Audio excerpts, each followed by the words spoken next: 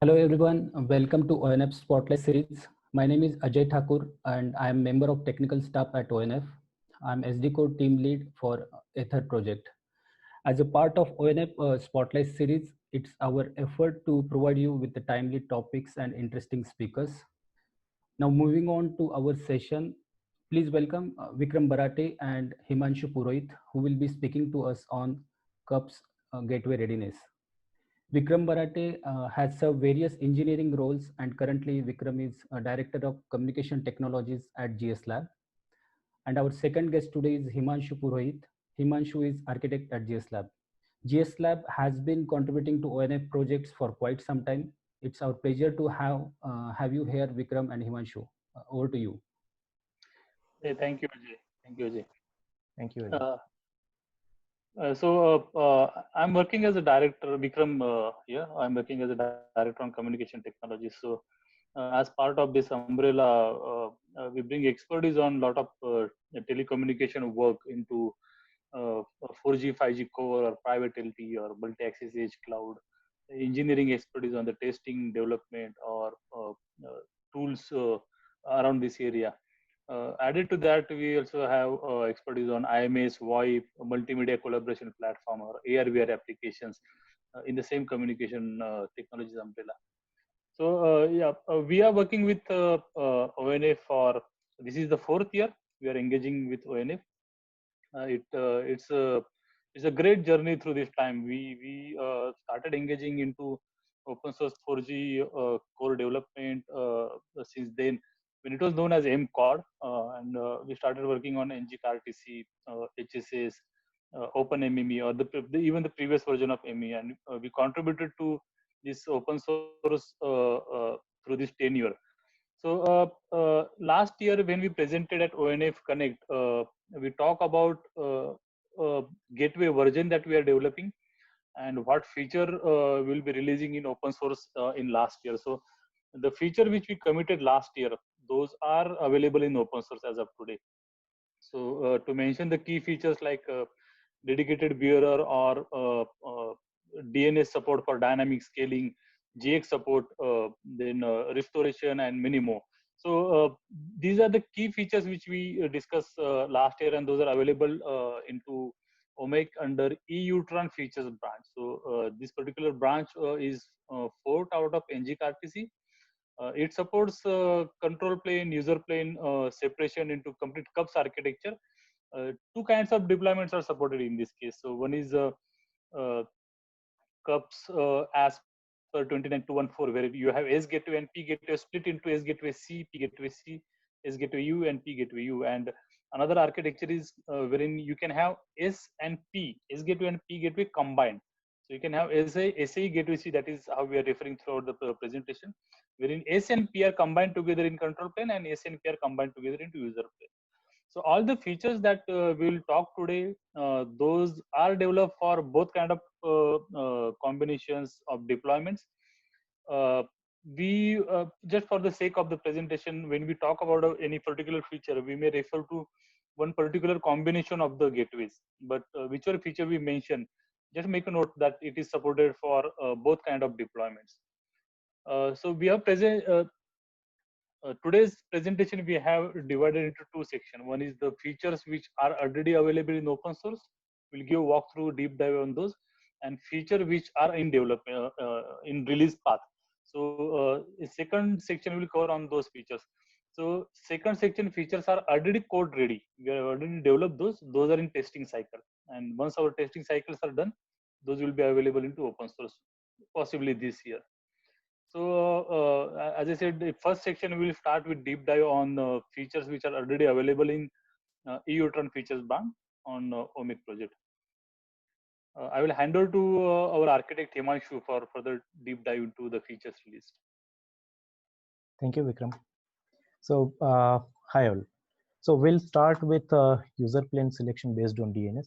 So earlier IPs of control plane and user plane were statically configured, which means one control plane can talk to one and only one previously configured user plane. That's a static configuration. And support of DNS has been added for dynamic peer selection. So where user plane is selected based on DNS query performed by control plane. So let's take example. S-Gateway C receives create session request from MME. Now S-Gateway C makes DNS query based on eNodeB ID to retrieve list of S-Gateway U. If eNodeB ID query fails, S-Gateway C makes tag-based query, which means S-Gateway U is selected based on proximity to user. Now, P-Gateway C also makes DNS query based on APN and receives a list of P-Gateway U.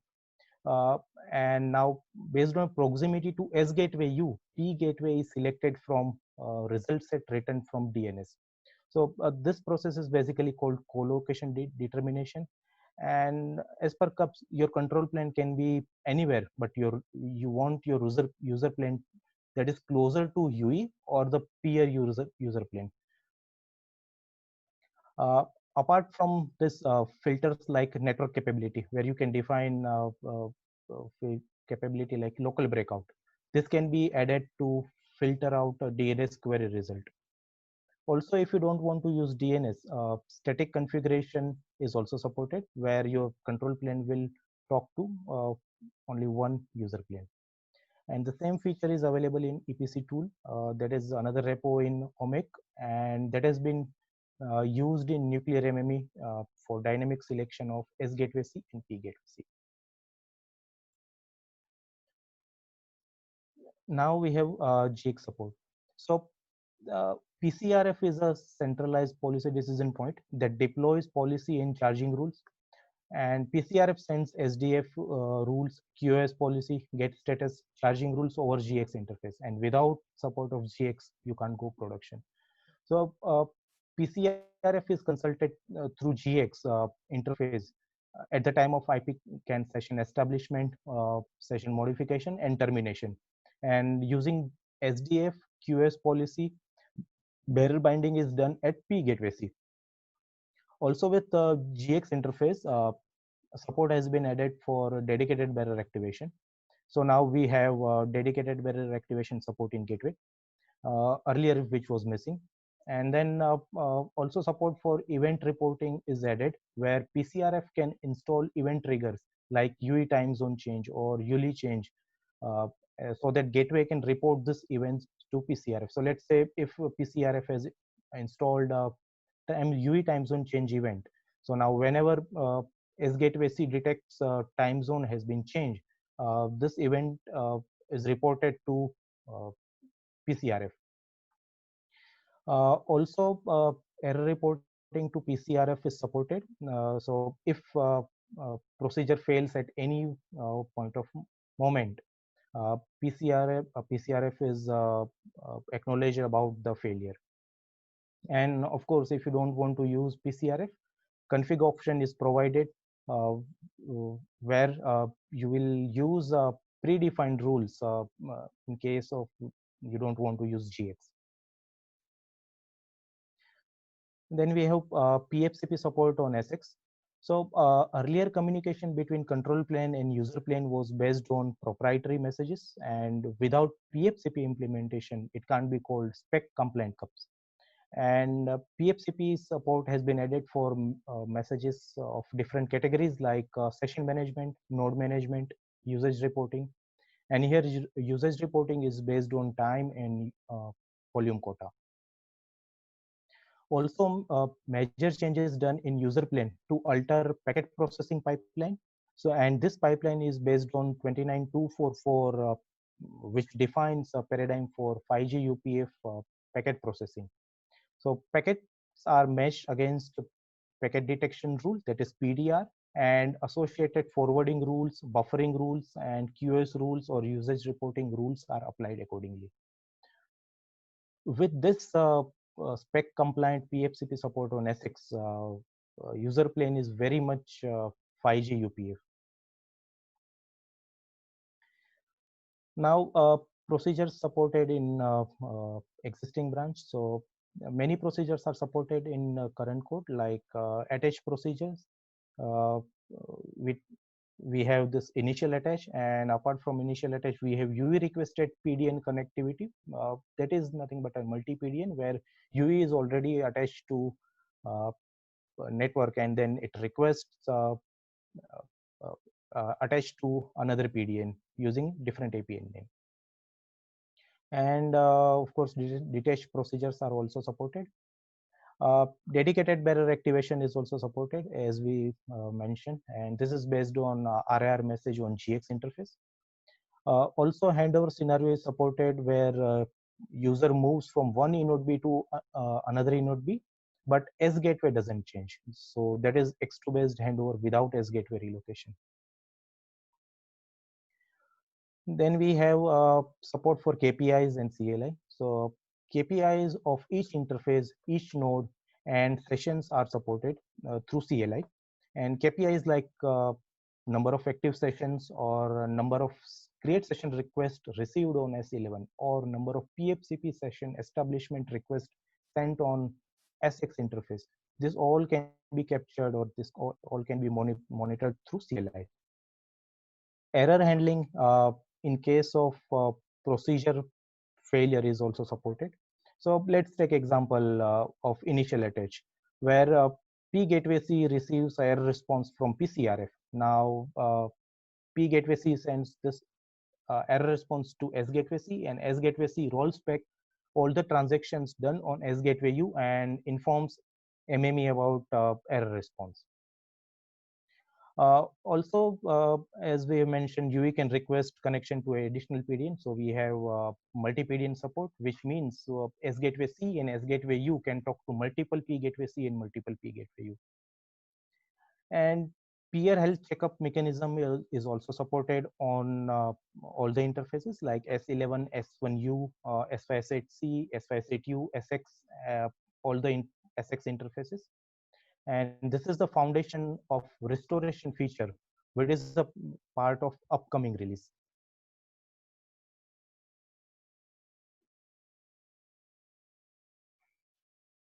So that was about the code which is already available in EUTRON feature branch. As I mentioned, the second part of this today's presentation will talk about the feature which are developed and under test, and which will be available in open source this year. So I would like to explain one procedure. So in previous slides, Himanshu mentioned about the procedures that are supported. Himanshu, can you go to next slide, please? So we listed down the few procedures which are supported in existing gateway.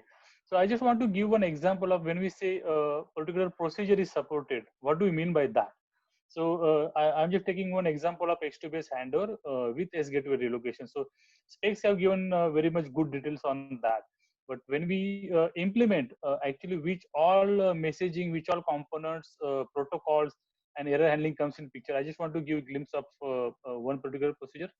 Let's say we have a UE connected to a split gateway architecture. There is a good traffic going on, but a handover request comes from a new eNode B for S gateway relocation, and say MME selects a new S gateway C for this particular combination. So we send create session request on this new S gateway C. So new S gateway C, then it will want to detect which DNS, which S gateway U it needs to connect to. So it will send a DNS request to DNS server, and it will identify a S gateway U as per the flow that Himanshu mentioned in previous slide.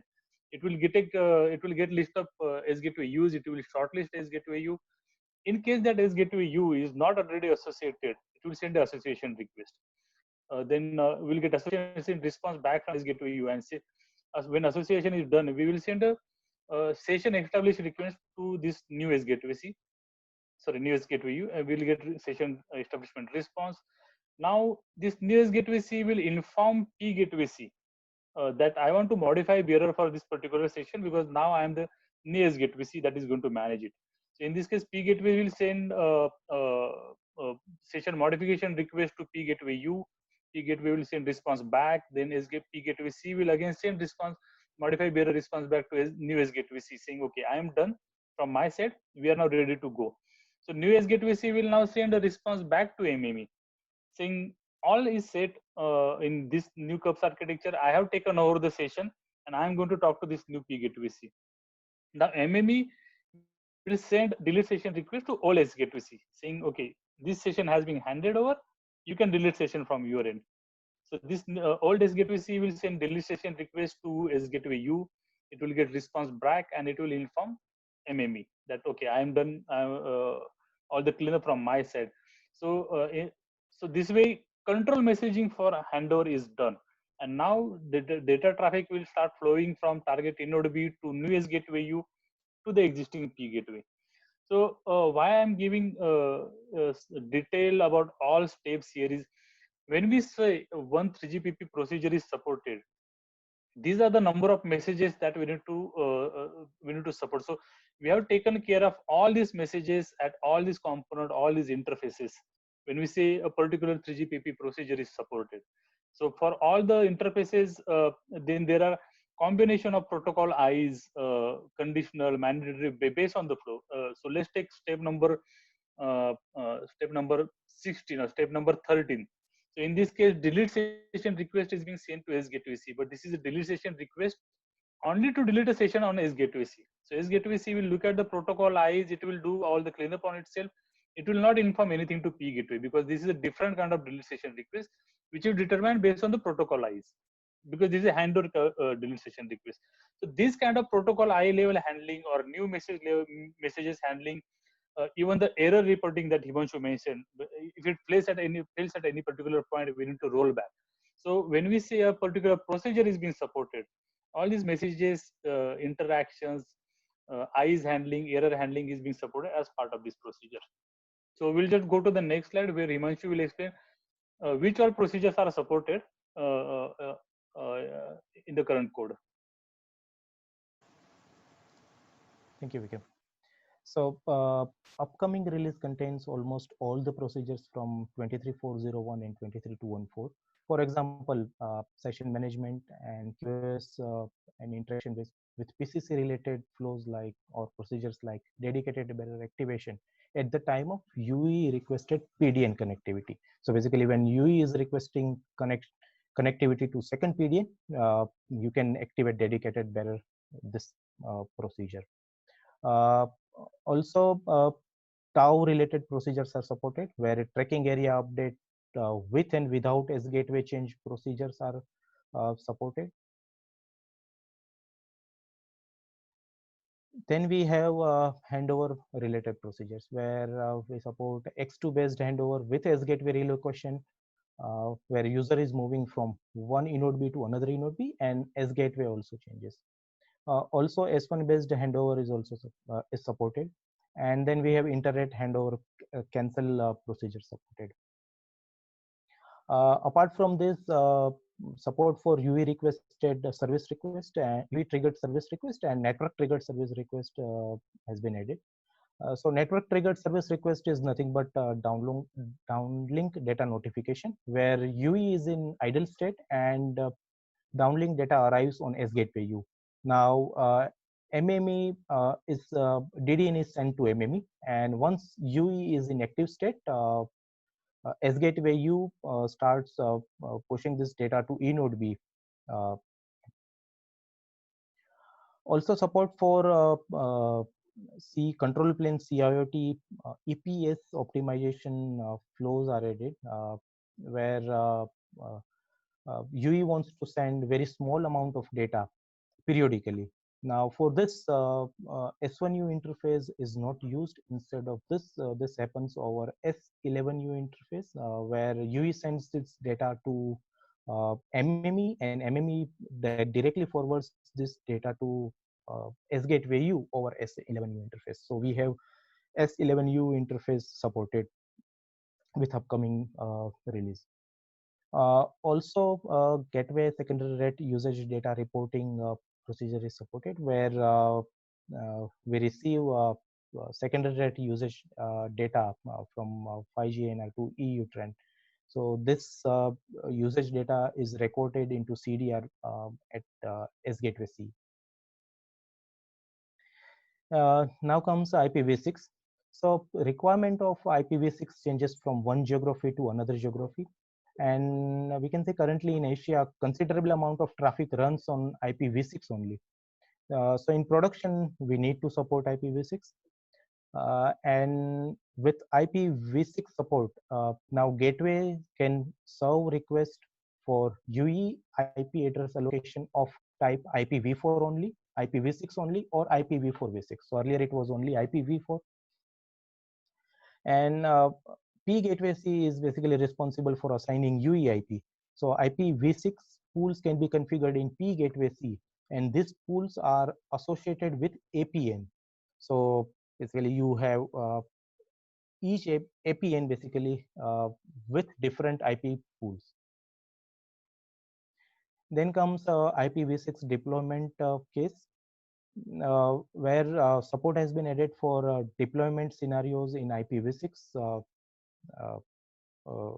for various interfaces like S11, S1U, S5C, S5U, SXA, SXB, GX, and on SGI.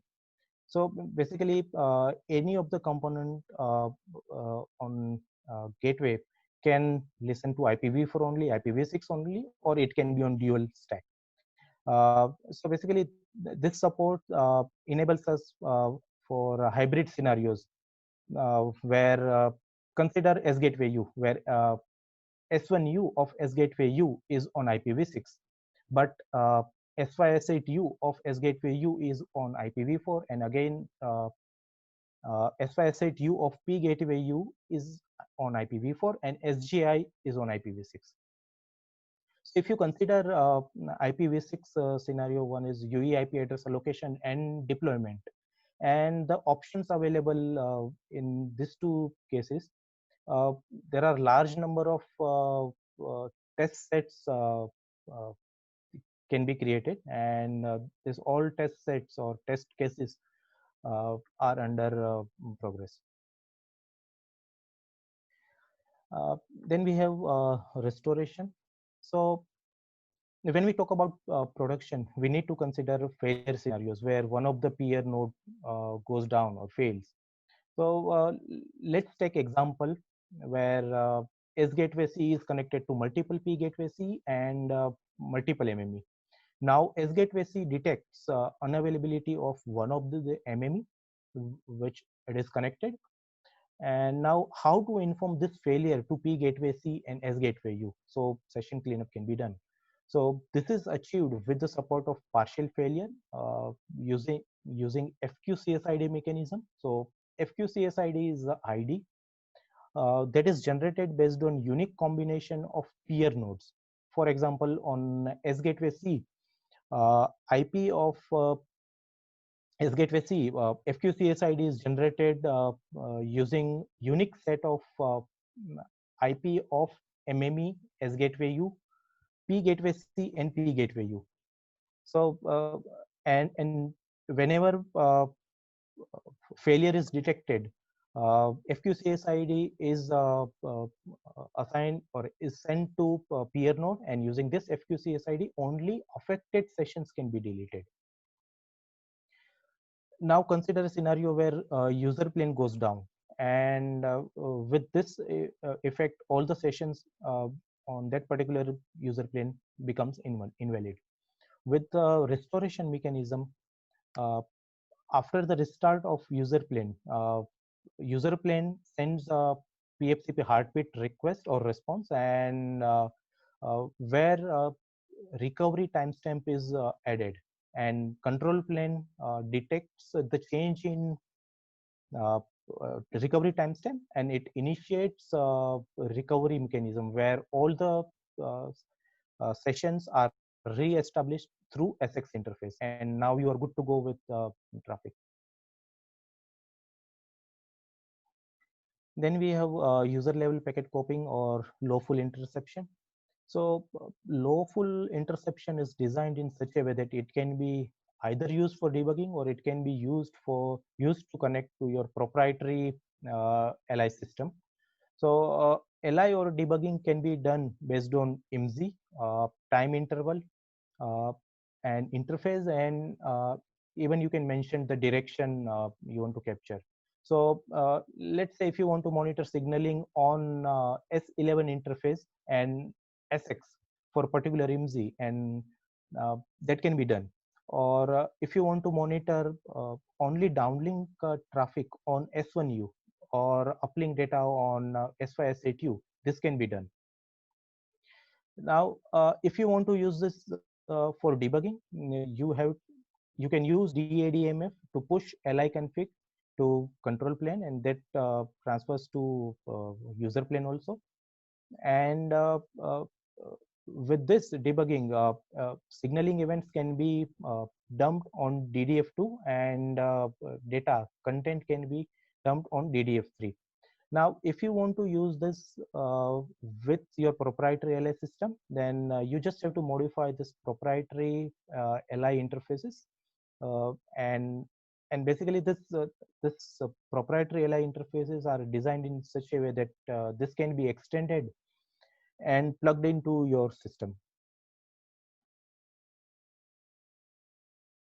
Then we have dynamic role switching from SAE gateways to P gateway and P gateway to SAE gateway. So this feature is nothing but change of role of P gateway and SAE gateway for one particular UE. Let me explain you this with example. So consider UE is connected to SAE gateway, that's a combined gateway. Now tracking area update happens, and now UE connects to new MME, and new S gateway C and S gateway U is selected.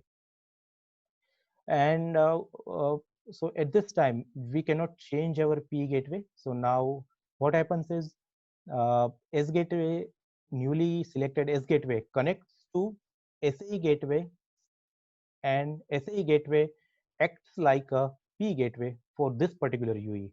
So here is our scenario number one, where SAE gateway C gets converted to or changes its role to P gateway for one particular UE. And now once UE goes back to its original area and it gets connected to original MME or old MME, and again P gateway C now acts as a SAE gateway C and SAE gateway U, and the S gateway that was UE was connected to previously, that goes down. Now this feature is useful if you are running combined SAE gateway setup, and if you want to support handover scenarios or TAO related scenarios, or you are using satellite site type deployment.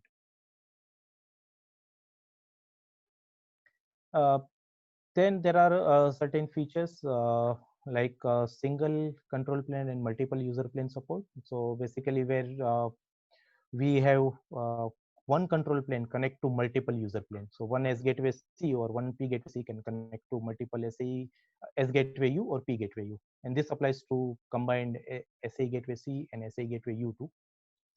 And then we have tied allocation. So tied allocation is based on or as per 29244 specification, where user plane allocates the tied range and control plane assigns tied from that particular range.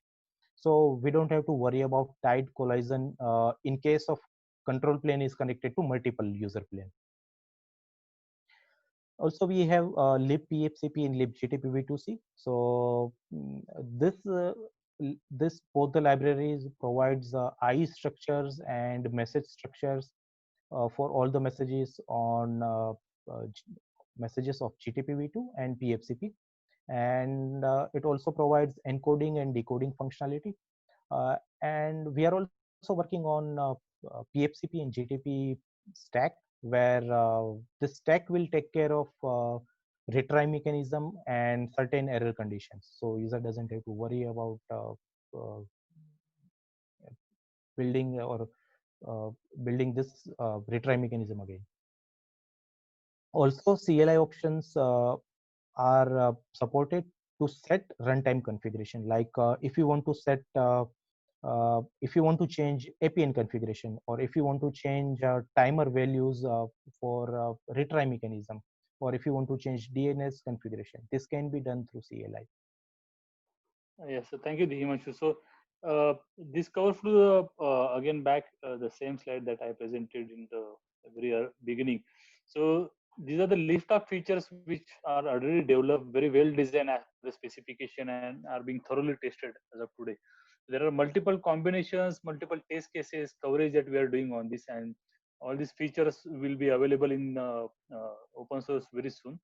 So just on the one conclusive statement I want to make is with all this feature, all the error conditions, restorations, all kind of APIs and interfaces support, Gateway are now pretty ready to go for any production deployments or trials. So anyone wants to take it to production or pre-production or lab environment, I will appeal all open source users and community members to take it for trial in your labs, in your production environments. If you need any support on any say deployment or testing, then just let ONF community know, and as a community, we'll be supporting you to take it to your production. In case you're looking for any particular feature to take on priority, then just let the community know, and as part of community or technical steering team meetings, we will take those features and prioritize as per your requirements. So that brings us to the conclusion of this presentation. Yeah. Ajay, you want to anything? Yeah. Thank you, Himanshu and Vikram. I have a couple of clarifications to ask. So given that such a big list of features which you presented, some of the features are already available and some of the features we are going to get as open source in some time, right? I just wanted to know, what do you have some timeline in your mind when these new features are going to be available as open source? Yes, as I mentioned, these features are already code ready. We have already done coding on this, and there is testing going on all these features. So testing here is a pretty tedious task. So we have around 1500 test cases to run as part of this overall cycle, and that 1500 on one particular combination of gateway, then you have to repeat on another combination of gateway. So once this all testing is done, when it passes the approval criteria, it will be available in open source. The timeline we are expecting is like 2 months or 3 months from now. It will be available in open source once approval and test cycles passes. Okay. So next set of a question which most of our users will have is like, given this big repository which is already available, how do we deploy it? Is it easy task, or is it like going to be, is there any guideline available how to use this software?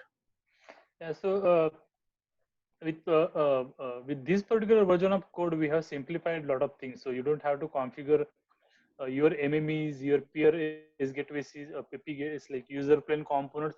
You don't have to do any configuration. All configuration or all detections are done at runtime. So you can just plug in your new MME and it will get in picture. But even say that deploying or configuring these components is usually very tech savvy job. People need to know, very well aware of the setup requirements and some complications involved in there. So for the sake of users help, we have created a user guide which is part of the same repository. If anyone can follow the user guide, they will get very detailed steps on how to build these components, what are the build time configuration or runtime configuration based on your schema or your feature requirement. You can just select certain build time or runtime configurations and go for the deployment. We also added troubleshooting in there. So the common failure points or mistake that user make. So we have given proper troubleshooting guide in the same user guide that is available into this repository. Okay, yeah, nice to see these things which are typically missing in the open source code. So Yes. yeah, so next set of question I had was that, is this software like containerized, which makes it easy to use, or is it like a standalone running software which cannot be containerized? So this software we are testing thoroughly in two environments wherein it's running on bare metal and VM. We have done testing on containers as well. All these components are containerized and running very well on the containers. There are some few configuration options we need to open source to make it containerized. So which is in the plan, which we'll do with along with the next release. So those containerization components or containerization tweaks we will be releasing in the next release. Yeah. So since we are doing such a heavy testing, you said like 1500 test cases we have for one of the combinations. So I just wanted to know, like, do we have some performance number or something for specific combinations of the gateway in terms of handling the number of subscriber or maybe the throughput at SP Gateway U or P Gateway U? Yeah, so I currently test for longevity, scaling, and particularly data plane performance are going on. And soon with this upcoming feature release, we'll be releasing those performance and scalability, all those numbers. So as a part of testing, do we do any interop testing with any other vendors, user plane or maybe control plane, just to make sure that this whole stack is standard compliant? Yeah, so currently we are using okay. Yeah, so currently we are using DS test from developing solution, and we simulate P gateway. See, in P gateway, when we use our S gateway C in S gateway U, and we are testing uh, uh, how it works with simulated P gateway C and P gateway U from another vendor. Okay. I see in one of the slide you mentioned that S gateway U can be selected based on the node B ID or tag, and P gateway U can be selected. I forgot what is based on APN.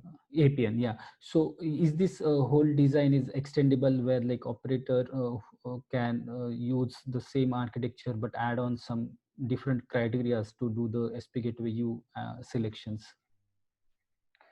Yeah, let me take on this. So, Yeah. so DNS based selection. So we for more all the implementations we are actually relying on the specifications. So the DNS based selection also we are relying on the house specification. I mentioned that and we implemented that. If someone wants to do proprietary implementation, then it will be little. I mean, they need to add their own support.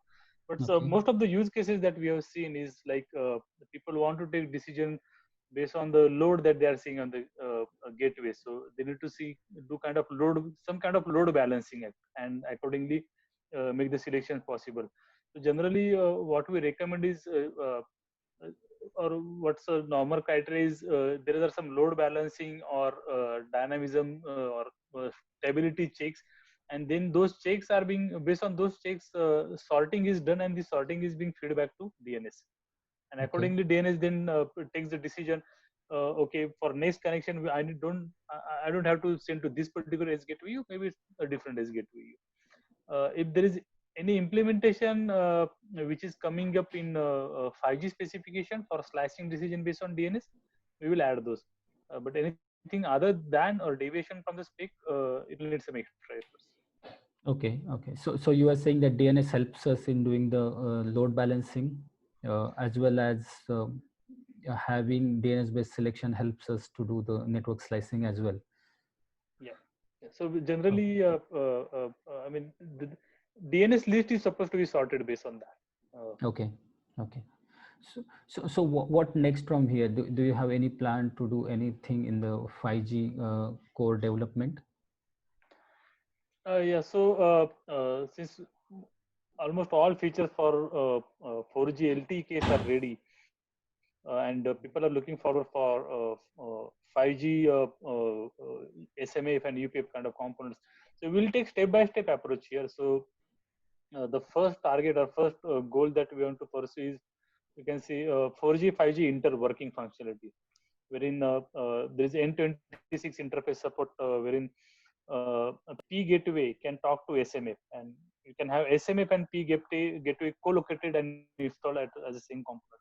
So the dynamic role switching feature that Himanshu mentioned, that comes in picture, and that helps us solve that particular problem, wherein SMF, or you can say, is like is a kind of you can say S gateway and P gateway combined mode, and you can also have that running as a P gateway.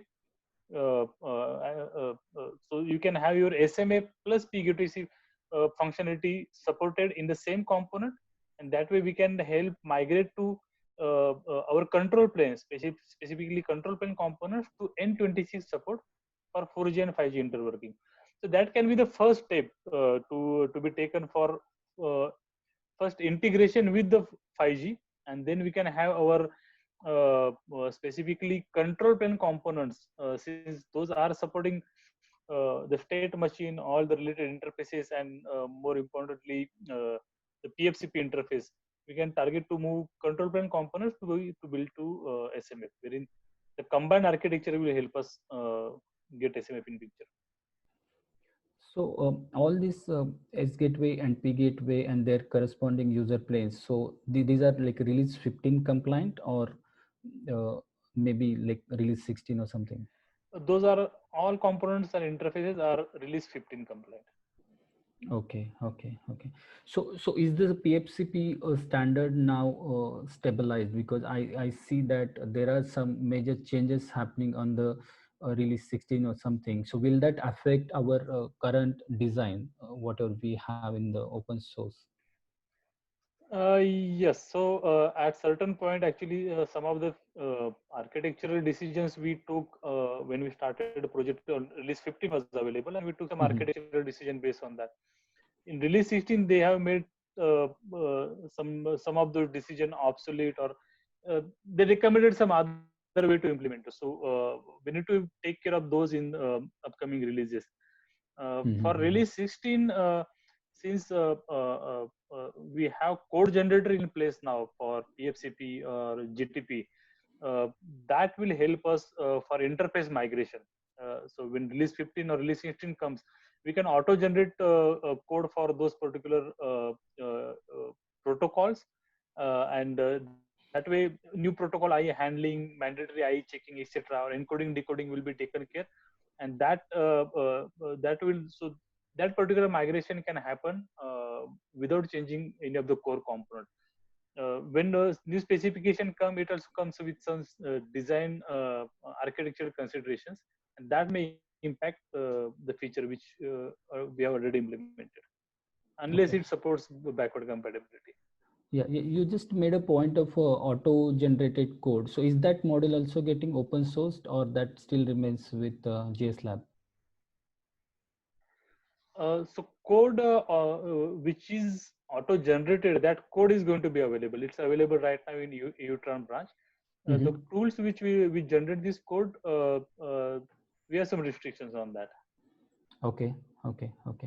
So one of the question I had, like I saw that interesting design of doing debugging and LI through the common interface.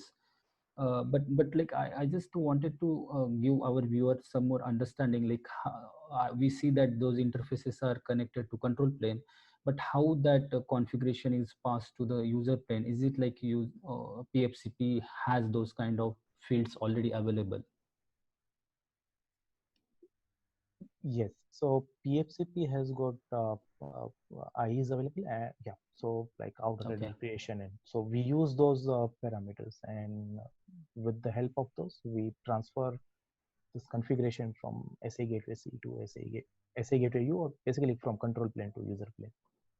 Okay, so one of the final question which I had, it's not question, just a clarification, that all the user planes are based on the DPDK technology. Is that correct? DPDK framework, right? Yes. Okay, user plane is basically based on DPDK.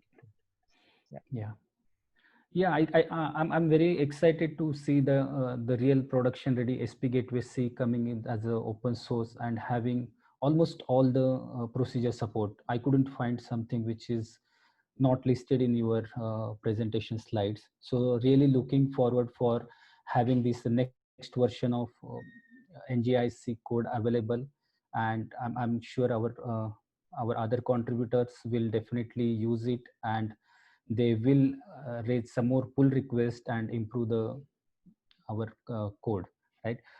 Thank you very much, Vikram and Himanshu. The session was very informative, and you really addressed the interesting topic. Really appreciate your time. Thank you very much. Thank you, Ajay. Thanks a lot for this scheduling. Help us schedule this. As I said, just on the closing note again, Yeah. code is available. If people want to take complete gateways, or if they want to just a piece of it, maybe like only as gateway C and use rest of the components from their system, they can also take that combination and go for deployment. Community is here to support. And thank you for ONF for the long collaboration that we have, and we will build more production readiness for other components. Yeah. Thank you. Thank you.